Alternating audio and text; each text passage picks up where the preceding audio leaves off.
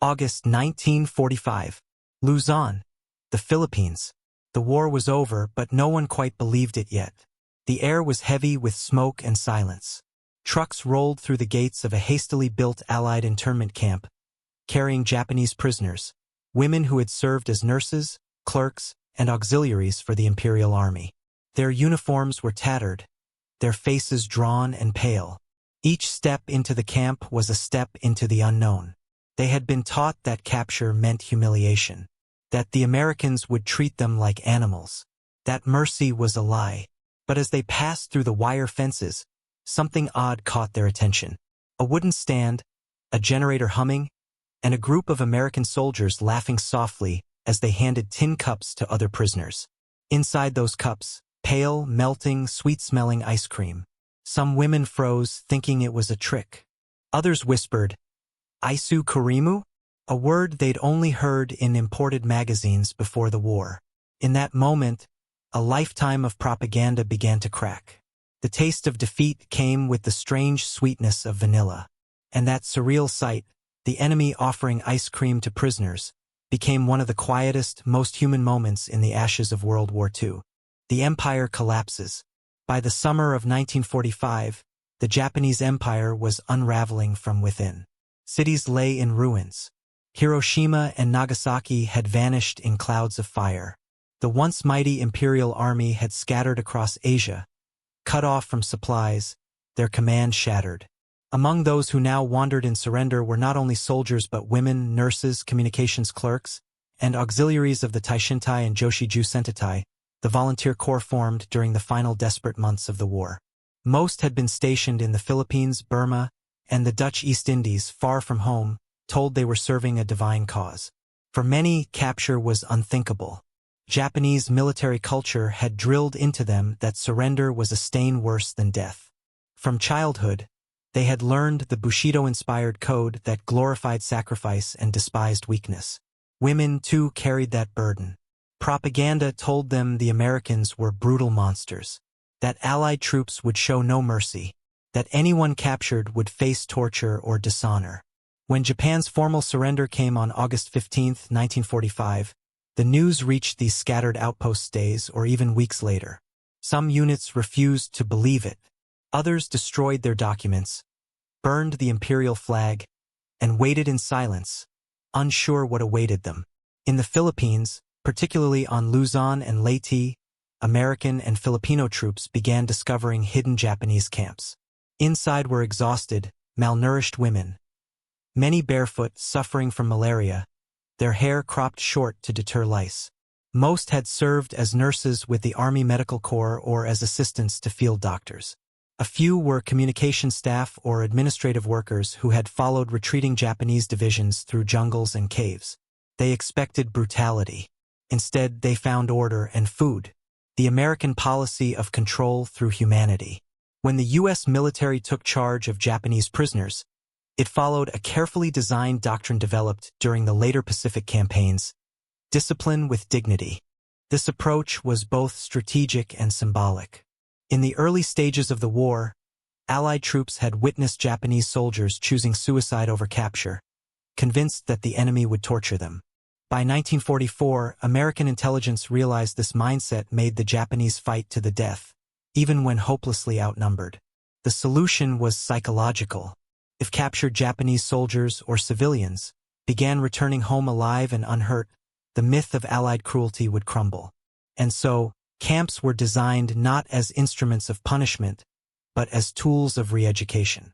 There was strict discipline, yes, but also medical care, rations, and humane treatment.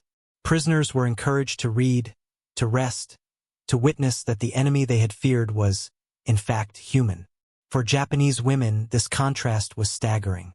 They had entered the war believing capture would mean dishonor or death. Instead, they found themselves treated by doctors they once called devils, given clean clothing, and, on rare occasions, something unthinkable in wartime Japan, dessert. To the Americans, ice cream was more than a treat. It was morale itself. Throughout the war, the U.S. Army and Navy had spent extraordinary effort keeping soldiers supplied with it. In 1945, the Navy even commissioned a floating ice cream barge, capable of producing hundreds of gallons a day to serve ships in the Pacific. To Japanese prisoners, who had survived on rice, salt, and meager vegetables, such extravagance seemed impossible. Food was survival, sweetness was luxury. By the time the first groups of Japanese female POWs reached Allied camps in the Philippines, the war had officially ended, but the psychological war had just begun. The Americans knew that the way they treated these women would echo far beyond the barbed wire. Each prisoner would one day return to a ruined homeland, carrying memories that could either rebuild or poison Japan's view of the West. And so, when a group of trembling Japanese nurses arrived at an American-run camp outside Manila, they weren't greeted by shouted orders or rifle butts. They were handed tin cups of water, then blankets, and finally, as evening came, something small and cold that tasted like peace. It wasn't just ice cream. It was the first taste of a new world, the sweet symbol of America. To understand what ice cream meant in that strange meeting between victors and captives, one must first understand what it meant to America in 1945. For the United States, ice cream was not just a dessert. It was a taste of home, optimism, and moral superiority. During the Depression, it had been one of the few cheap luxuries ordinary families could afford. During the war, it became a national obsession, the taste of democracy, as some newspapers called it. By 1943, the U.S. military had declared ice cream an essential morale item, ranking it beside cigarettes and coffee. Factories across the country were retooled to produce massive amounts of condensed milk and refrigeration units.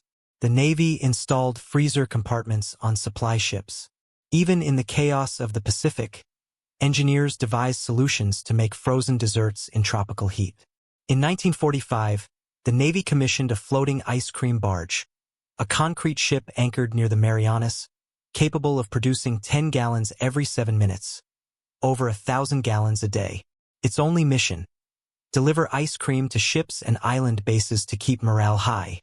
This was the psychological contrast America wanted to project, an industrial power so vast and confident it could afford to ship happiness halfway across the world. And for Japanese troops who had been surviving on moldy rice and boiled roots, that kind of luxury symbolized an enemy not only militarily superior, but culturally alien. The other side of the fence. In the final months of the war, Japan had descended into starvation. By early 1945, Tokyo's civilians were surviving on fewer than 1,500 calories a day, often less. Sugar was virtually non-existent. Milk had been requisitioned for the military years earlier. The idea of ice cream, a blend of both, was unimaginable. In hospitals and field camps across the Pacific, Japanese nurses were forced to treat soldiers with no anesthetics, no proper bandages, and almost no food. Many had resorted to crushing tree bark into powder for soup. When captured by U.S. forces, their bodies bore the proof of collapse, malnutrition, malaria, and psychological exhaustion. To these women, the Americans' calm demeanor and abundance felt surreal. They had expected humiliation or death, not refrigeration units humming behind barracks, or soldiers joking about flavors. When they first saw Allied cooks preparing the white, cold mixture, some thought it was medicine or soap. They watched in silence as American hands stirred, poured, and froze it. Then they saw the soldiers serve it not to officers but to everyone, including prisoners. To an American, this was routine hospitality.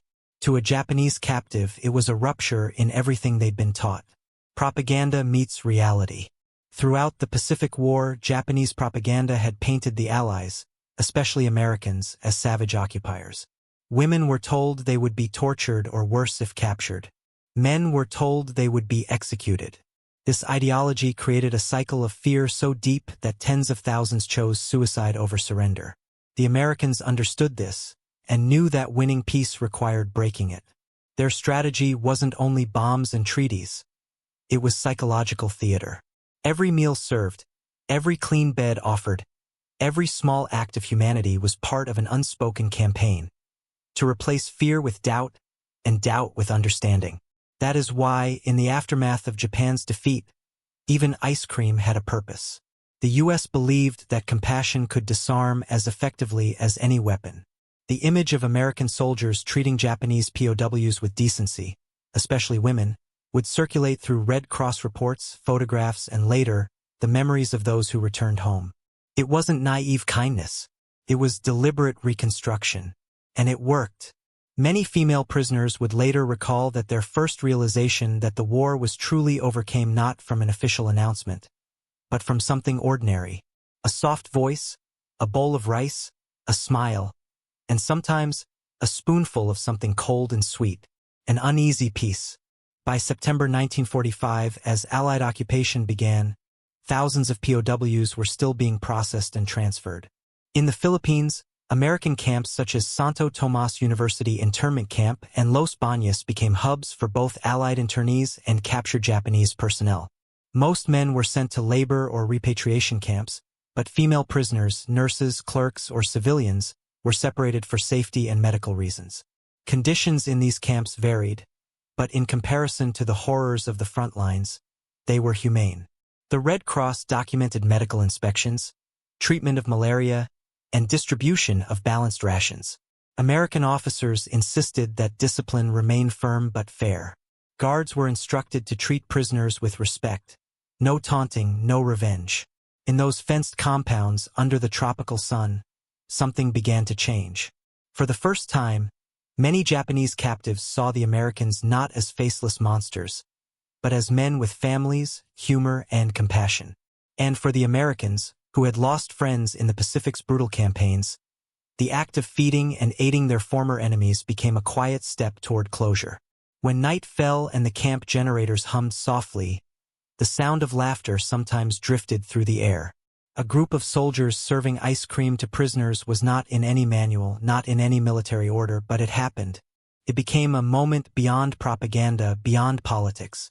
Because in that shared silence, when the cold sweetness melted on tongues accustomed to starvation, both sides felt something strange and fragile, the beginning of peace.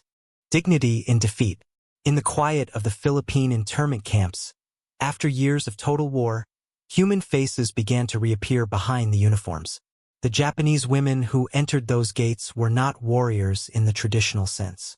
Most had joined under pressure assigned to medical or clerical units. They had marched, evacuated, and starved alongside their male counterparts.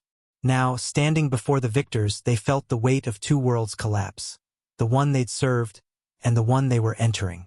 Many were barely in their 20s. Some had seen friends die in caves during bombings. Others had carried stretchers for soldiers who refused morphine, choosing suicide instead. In their minds, surrender equaled shame. But at the camps, no one called them traitors. Instead, they were called by name Miss Sato, Miss Harada, Nurse Ito.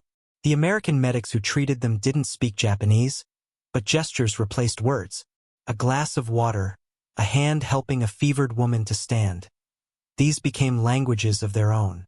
In those early days of captivity, dignity returned not through power, but through mercy. When one camp nurse, barely surviving dysentery, was handed a cup of warm milk and rice pudding by an American orderly, she reportedly began to cry, not from hunger, but from disbelief. It was the first time in months that anyone had treated her as human. For the Americans, too, this was a reckoning. Many had lost brothers in Bataan or Leyte. To offer care to the enemy was not easy. But the act of helping, of choosing humanity over vengeance, gave their own suffering meaning. War had stripped them all of innocence. Now, compassion restored a fragment of it. The ice cream served weeks later became the perfect symbol of that moment. A small, melting proof that mercy could survive even in the ruins of hate. Shattered myths.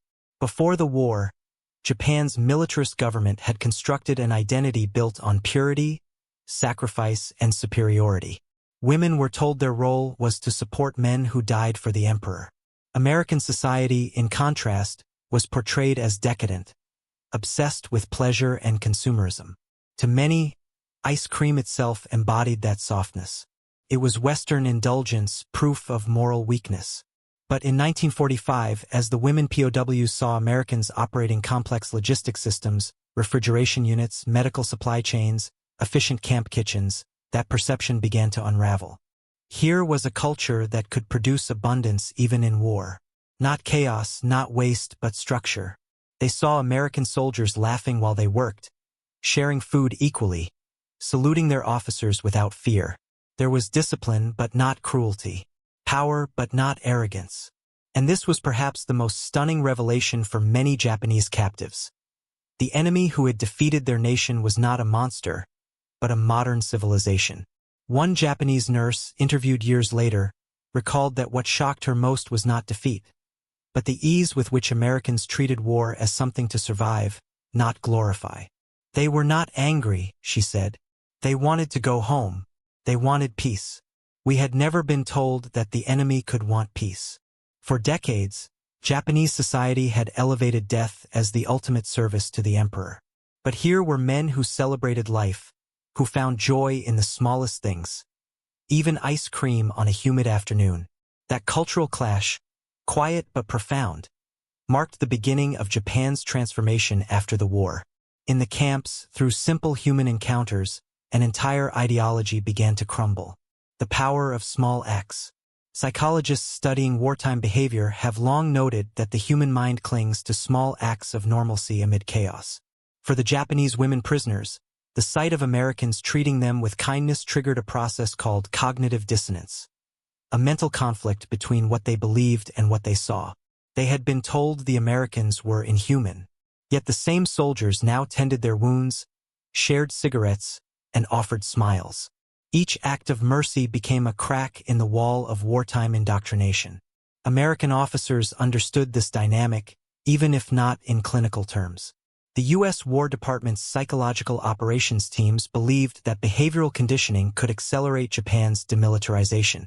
If captured soldiers and civilians experienced fairness and compassion, their reports back home would sow doubt in militarist propaganda. That's why the Americans enforced humane conditions so strictly. It was both ethical and strategic. The ice cream moment, though spontaneous, fit perfectly into that larger pattern.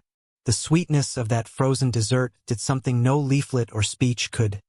It reframed reality. To people who had lived through bombings, starvation, and indoctrination, it suggested that life could still contain gentleness. There's a quiet irony here. For the Americans, ice cream was an ordinary comfort, a small reward for victory. For the Japanese captives, it became a bridge between two worlds.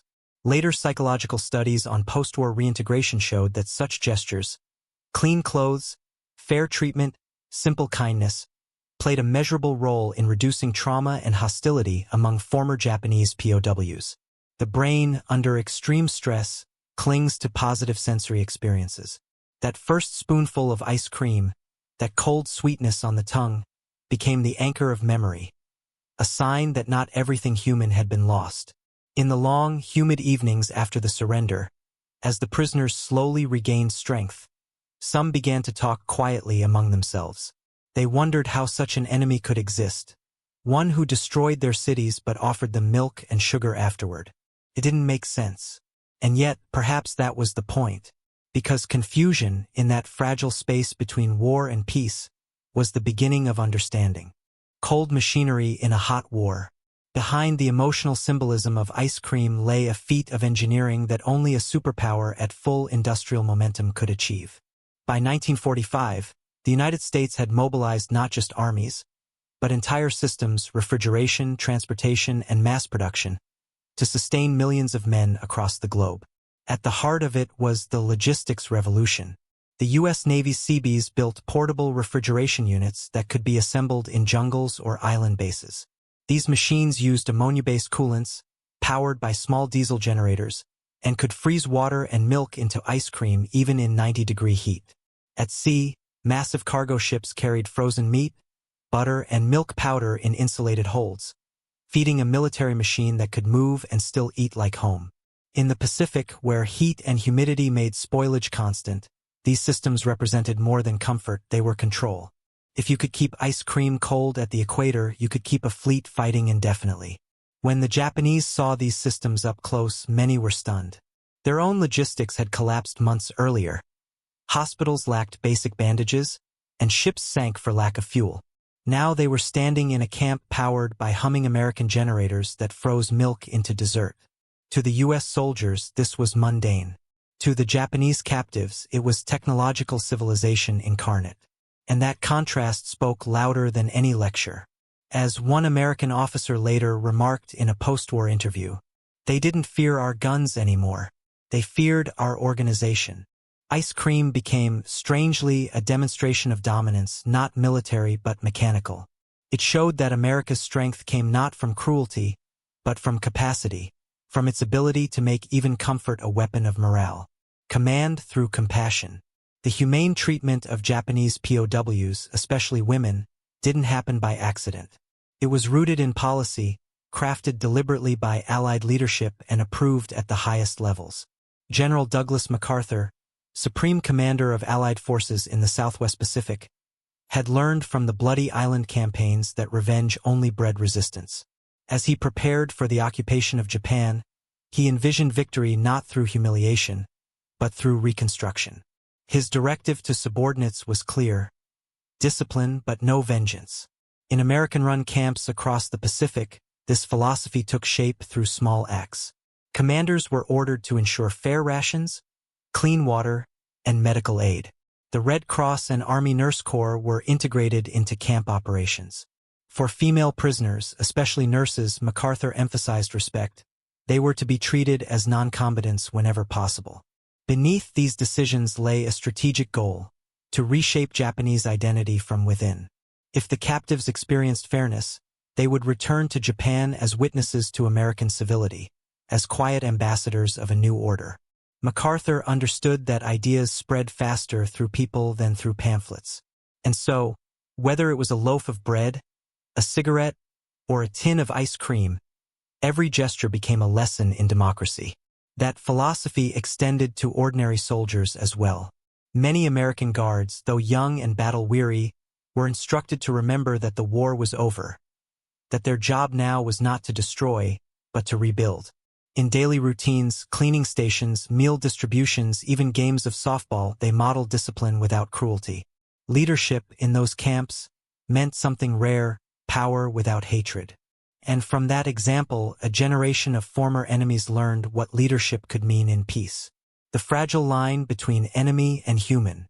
Beneath the political strategies and technological marvels, one truth endured: morality mattered. War had turned millions into numbers, into uniforms, into targets. But here, within the fences of an Allied camp, morality returned in its most elemental form: the choice to treat another human being with kindness, even when you had every reason not to. American soldiers had witnessed the worst of the Pacific War: Bataan, Okinawa, Iwo Jima, places where mercy had often vanished. They had seen comrades mutilated, prisoners executed, civilians weaponized. So when the fighting stopped, vengeance burned hot beneath the surface. Yet many American commanders recognized a terrible paradox. To win the war, they had to destroy an empire. To win the peace, they had to heal it. That required moral restraint on an almost inhuman level. The ice cream moment, as trivial as it might seem in isolation, embodied that restraint. It wasn't about generosity, it was about reclaiming humanity. A soldier who could offer sweetness to someone who once swore to die killing him had crossed back from the edge of barbarism. One U.S. medic later wrote in his diary about serving food to Japanese nurses: "They looked afraid to eat, like they thought we'd laugh. We didn't. We just gave them the spoons and walked away." One of them smiled. First time I'd seen that from a Japanese face since the war began. Moments like that were small, unrecorded, and fleeting. Yet they carried immense moral weight. They proved that war's end did not have to mean moral collapse. And in the years that followed, as Japan rebuilt, those memories, quiet, personal, human, helped dissolve the bitterness that could have lasted generations. Because mercy, when shown in victory, becomes the most enduring kind of power. By the end of 1945, the camps across the Pacific had begun to empty. Ships prepared to take thousands of Japanese men and women home to a shattered nation. They left not as heroes, but as witnesses, carrying stories no one expected them to tell. Among those stories was one that seemed too strange, too simple to matter. That after surrender, after ruin, after fire and famine, the first taste of the New World came frozen, sweet, and utterly human.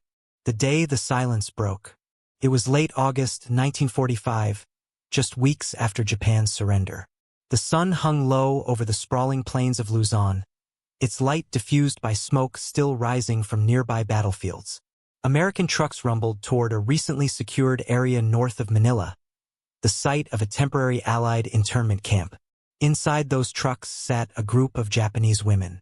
Their faces were hollow, uniforms reduced to rags, eyes cast downward. Most had been nurses attached to the Japanese 14th Army, captured during the final days of the battle for Manila. For days, they had waited in makeshift shelters, expecting punishment or worse.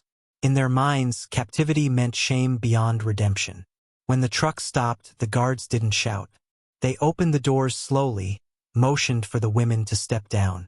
The women hesitated, clutching each other's sleeves. One of them, a 23-year-old nurse named Sasaki, later recalled the eerie quiet. No gunfire, no orders, only the sound of the wind. As they were led through the gates, they noticed something peculiar. Instead of hostility, the camp had order. Rows of tents stood neatly. American soldiers moved calmly, carrying crates, adjusting generators. And from one corner came a strange, sweet smell: milk, sugar, something unfamiliar. They had no idea that, for the Americans, it was simply another batch of ice cream being prepared in a field kitchen. For the prisoners, it was the smell of the impossible. An unlikely encounter. The scene that unfolded was almost cinematic in its stillness. An American cook, sweat dripping down his neck, ladled the soft, melting dessert into tin cups. He handed them to a line of fellow soldiers waiting in good humor. When the Japanese women passed by, the cook looked up, unsure. Then, perhaps on instinct, he held out one of the cups toward them. For a moment, no one moved. The women froze, uncertain whether it was a gesture or a test. The interpreter hesitated, then nodded. One of the women stepped forward, trembling, and accepted the cup. It was cold. She hadn't held anything cold in years. A soldier gestured, "Eat." She stared at the white mixture, then slowly brought it to her lips. It melted instantly, smooth and sweet. Her eyes widened. Then, to everyone's surprise, she laughed. A brief, disbelieving sound that broke the tension like glass shattering. Soon, others were given cups. Some began to cry quietly. Others sat on the ground, still holding their spoons, as if afraid to finish. For the Americans watching, it was an unexpected sight. Enemies tasting something ordinary, yet moving as though it were sacred. The weight of perception. Nearby, an American lieutenant, Robert L. Evans, kept a small diary. He had fought on Leyte and had seen things he'd rather forget. That night, he wrote, "We fed them ice cream today. They looked like ghosts." One girl laughed, and I swear, it was the first sound of life I've heard in weeks. Maybe this is what winning is supposed to feel like. The event lasted less than an hour, but its significance extended far beyond that fence. For the Japanese women, the act collapsed years of indoctrination. The demons who were supposed to torture them had instead shared food, even luxury, with them. The gesture dismantled the logic of hatred. Psychologically, it was the breaking point, the moment propaganda lost its grip. And for many of the American guards, it was something else. The end of vengeance. They had been taught to fight an enemy who never surrendered, who fought to the death at Saipan and Okinawa. Now, here were those same enemies, human, fragile, frightened, grateful for something as simple as ice cream. The paradox struck everyone present. This wasn't a victory parade. It wasn't revenge. It was something deeper, an awakening to the truth that the war had dehumanized both sides. Now, through one spontaneous act, that humanity returned. Beyond the wire. In the following days, American officers noted a subtle shift in camp atmosphere. Tension softened. Guards spoke more gently. Prisoners began to lift their eyes when addressed.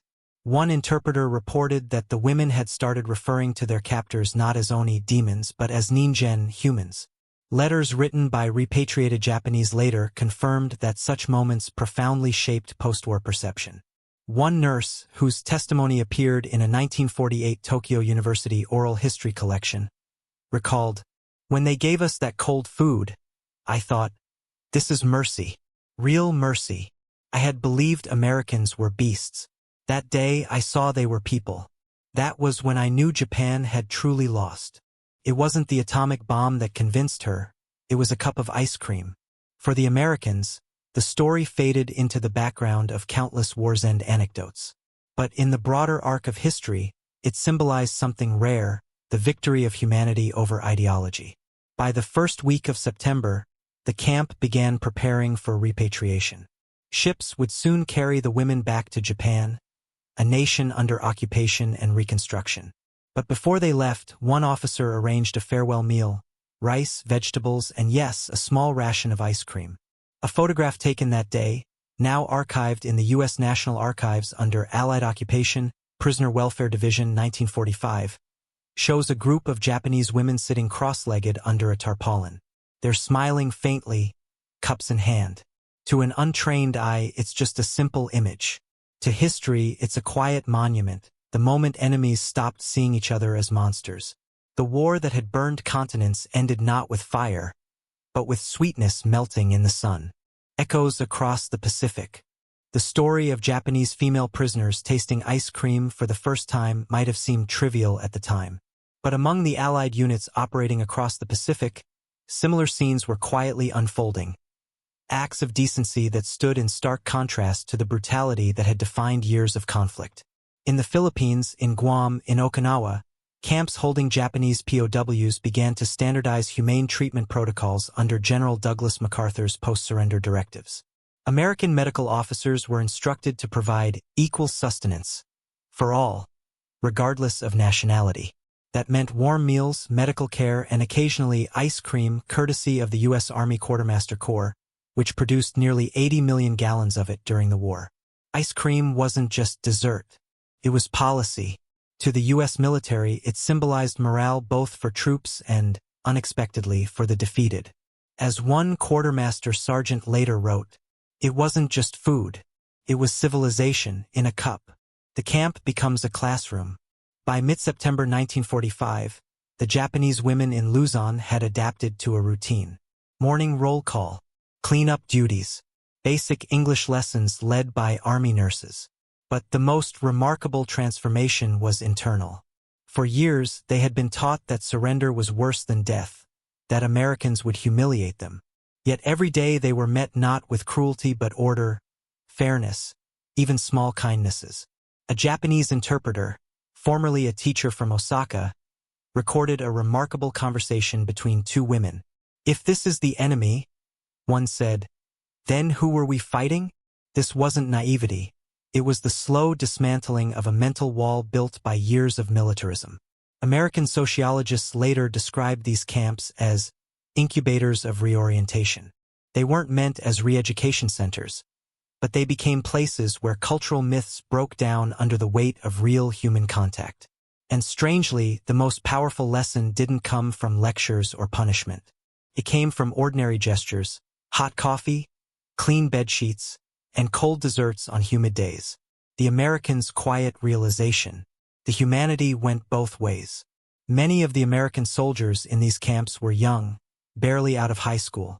They had grown up on wartime propaganda depicting the Japanese as fanatical, subhuman enemies.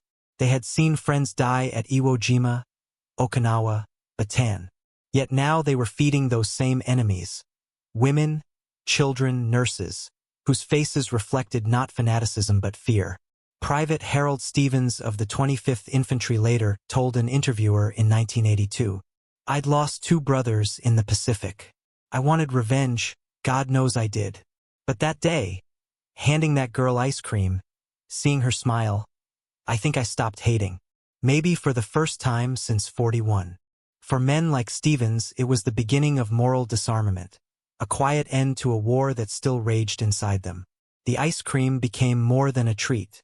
It was a symbol of victory that didn't need blood to prove itself. Tokyo learns of the camps. Meanwhile, in occupied Japan, rumors about American kindness in POW camps began to spread. By late 1945, Japanese newspapers, now under Allied censorship, cautiously printed accounts from repatriated nurses and clerks who spoke of clean conditions, decent treatment, and unexpected compassion. These accounts shocked the public.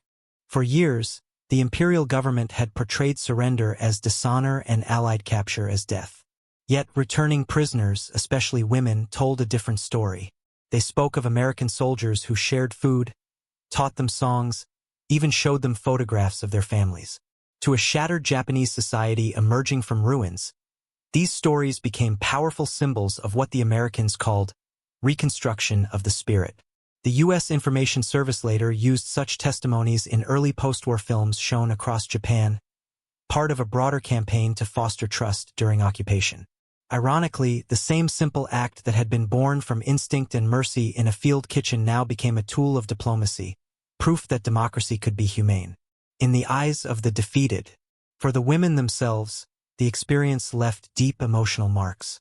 Many of them returned to Japan in October and November of 1945 aboard U.S. transport ships.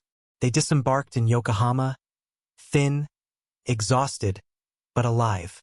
Reporters noted their quiet dignity, no longer broken, but somehow different. One of them, Nurse Sasaki, the young woman who had first laughed in the Luzon camp, later became a schoolteacher.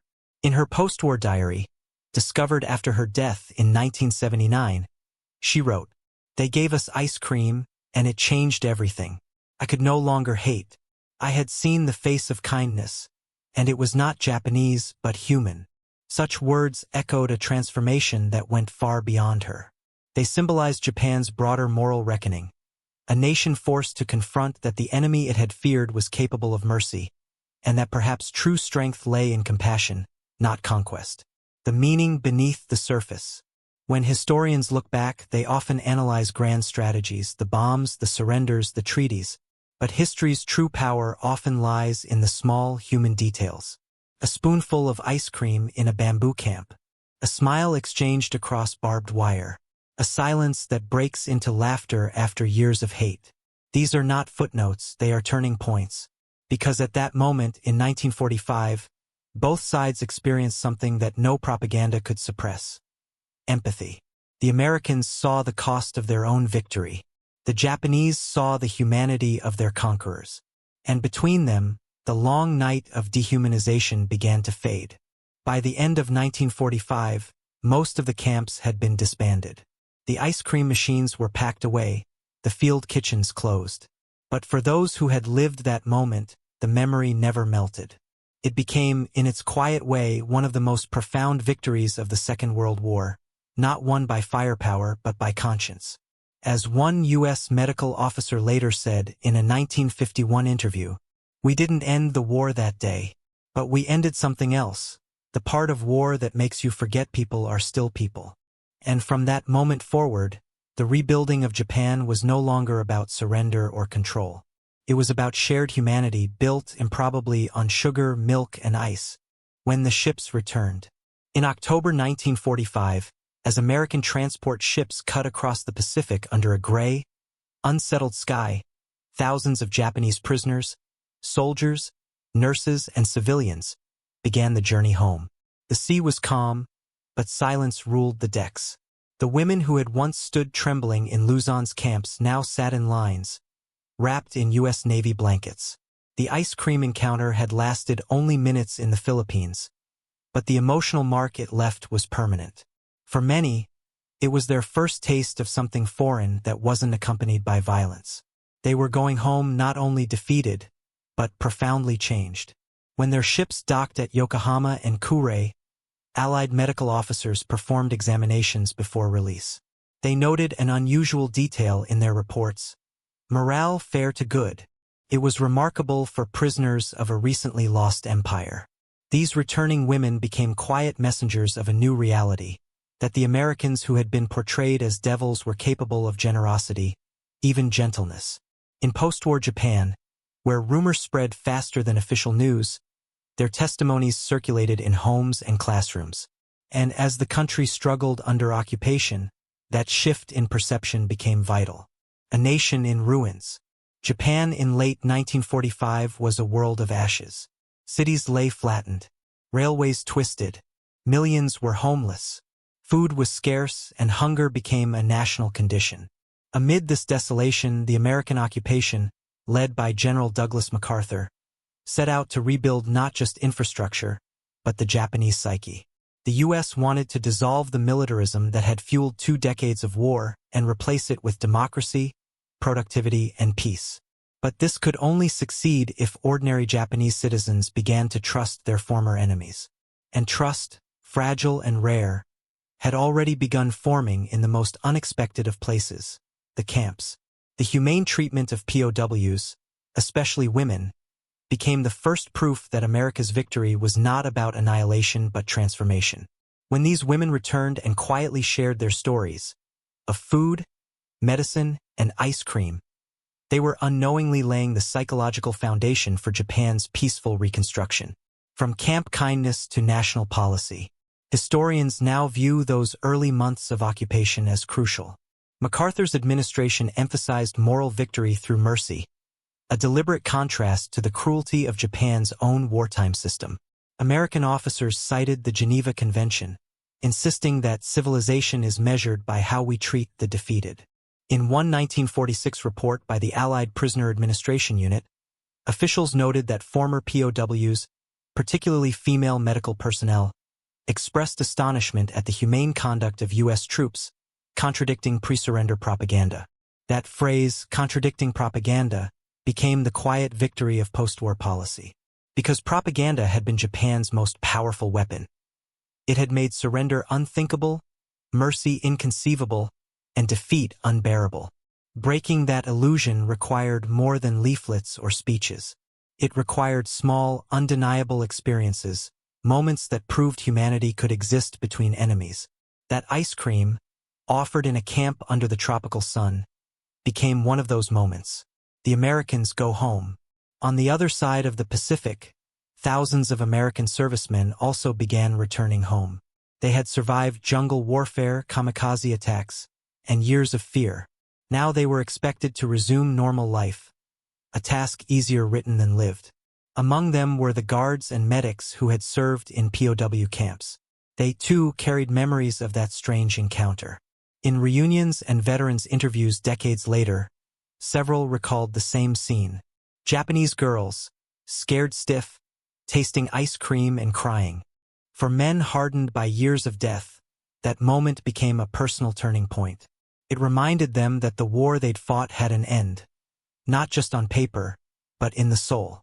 One veteran wrote in his 1955 memoir, "I used to think victory meant killing the enemy, but when I saw her laugh with a spoon of ice cream, I realized victory meant something else, that we hadn't become what we were fighting against."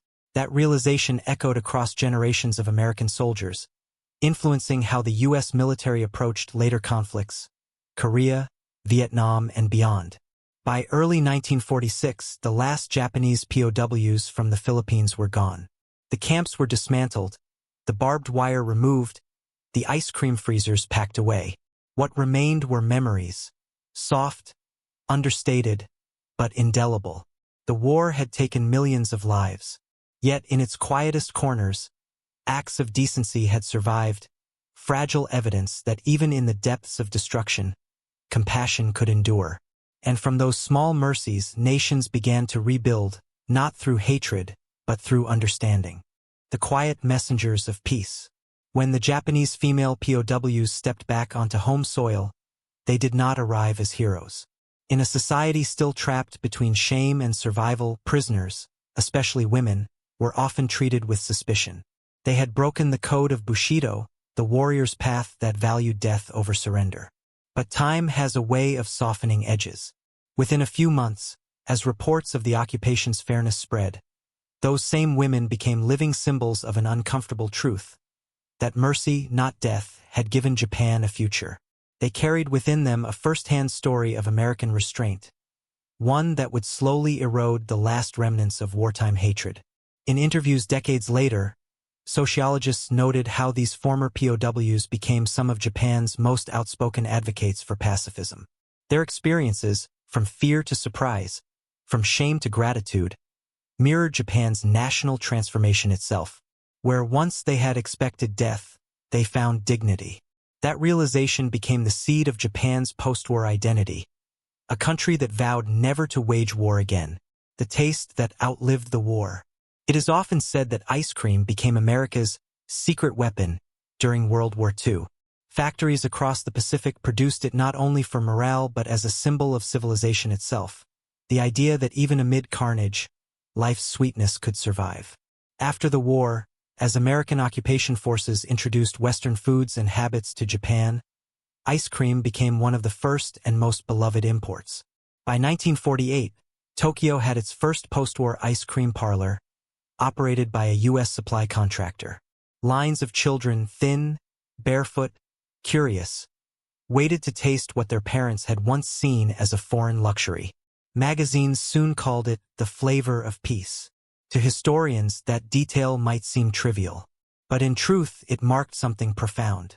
The very food once shared between enemies now represented Japan's entry into a new cultural era, one shaped not by fear, but by exchange. An entire generation would grow up seeing America not as the faceless destroyer, but as the source of a new life. Sweet, modern, and strangely comforting. And for those women who had first tasted it behind barbed wire, that simple dessert became a lifelong reminder of surrender, survival, and grace. Rebuilding the spirit. By 1947, Japan's social fabric was transforming. Women entered the workforce in record numbers. Education was democratized, and censorship eased under MacArthur's reforms. The narrative of the war began to shift from divine mission to human tragedy. Psychologists studying the returning POWs, particularly women, found that their experiences of kindness from the enemy often led to quicker psychological recovery. Unlike many male soldiers who had endured brutal conditions or indoctrination, female prisoners described their captivity as confusing but illuminating. One participant in a 1952 Osaka University study put it simply, "I realized the war was built on lies. The people we called demons were capable of kindness. That saved me." That psychological shift would ripple outward, influencing how post-war Japan approached pacifism and peace education.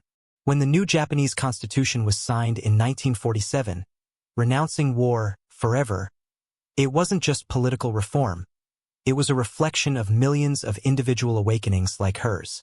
The Americans remember. Across the ocean, American veterans of the Pacific campaigns grew old with their memories intact. Many never spoke of battle. But when they did speak of the occupation, it was often with surprising tenderness. In veteran newsletters from the 1960s, small anecdotes resurfaced. A soldier in Manila teaching a Japanese nurse to pronounce vanilla. A cook writing home that he saw peace for the first time in her smile. A medic who said he realized mercy was the best revenge. In these recollections, there was no triumphalism, only relief. They had survived a war that consumed everything, and yet somehow, in the ruins, had found humanity again. For them, the memory of sharing ice cream with prisoners wasn't just nostalgia. It was proof that decency could exist even when the world was burning. The larger legacy. By the 1950s, Japan and the United States were no longer enemies. They were allies, partners in rebuilding Asia's future. Trade replaced conflict. Cooperation replaced suspicion. And beneath all those diplomatic achievements lay the quiet foundation of mutual recognition, forged in places the world barely noticed. In the long arc of history, the moment when Japanese female POWs tasted American ice cream might seem small. But it captured something the great battles could not. The end of dehumanization. For the women, it was the first moment of peace. For the soldiers, it was the first moment of forgiveness. And for history, it was the beginning of reconciliation. Proof that empathy, not power, heals nations. The war had ended in explosions and fire. But peace began, strangely enough, with the sound of laughter, soft, hesitant, human, rising from a camp somewhere in the tropics. A taste of cold sweetness on a hot day. A brief glimpse of what the world could be when mercy triumphs over hate. The taste of humanity. History remembers wars by their battles, by names like Midway, Iwo Jima, Hiroshima. But sometimes what defines a civilization is not how it fights, but how it forgives. In 1945, as the world staggered out of its bloodiest century, A handful of Japanese women sat behind barbed wire, expecting pain, and instead found kindness. No orders were given. No cameras were waiting.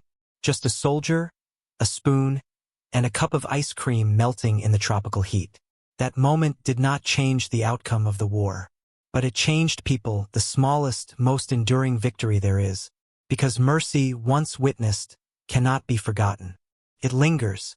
It spreads quietly, shaping choices long after the guns fall silent. For those women, the ice cream became more than a dessert. It was proof that their captors were not monsters, that even in defeat, dignity could survive. And for the soldiers who offered it, it was proof that victory need not mean cruelty. That simple exchange carried the weight of a century's worth of hatred, and for a fleeting second, it lifted it. In that instant, the war between fear and empathy tilted toward the latter. When we study the Second World War today, its weapons, its leaders, its endless destruction, we often miss its smallest miracles. But history's truest lessons rarely shout.